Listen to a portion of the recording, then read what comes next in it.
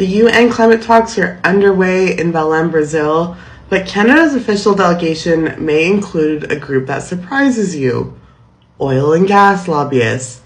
In fact, a mere few hours after I went toe-to-toe with the Minister of Environment and Climate Change, I walked by the Canadian Pavilion to find Tourmaline Oil, Canada's largest fracked gas company, sitting down with the Alberta government, a carbon capture storage company. Take a look. Just still arguing about what the perfect moonshot looks like. So I think we should never be ashamed of great steps in the right direction that reduce meaningful amounts of emissions in all spaces. Funny. Yes, but not funny, haha.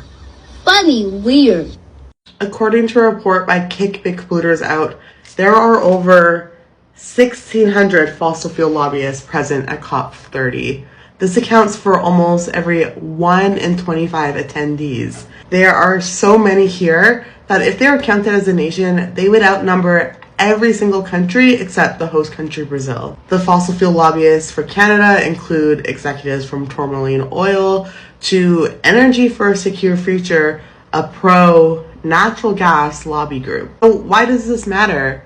Well, 2025 is set to be one of the hottest years on Earth, and fossil fuel lobbyists just get to waltz into COP. Here we are at the COP of Truth, where fossil fuel lobbyists get to directly influence negotiations, and the Indigenous COP, where Indigenous people are barred access. And in Canada's case, the presence of natural gas lobbyist groups is particularly concerning because Canada's natural gas resources represents a carbon bomb that can release billions of tons of carbon dioxide into the atmosphere. And it's no surprise that the Canadian Pavilion included champions for the false solution of carbon capture, given Mark Carney's love for decarbonized or low carbon oil.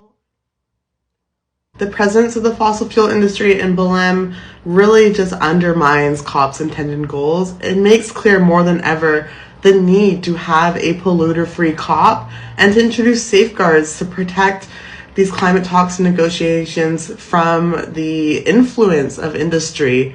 That's why civil society is calling for COP to kick these polluters out. Give out the food! Kick out the suits! Give out the food! What do we want?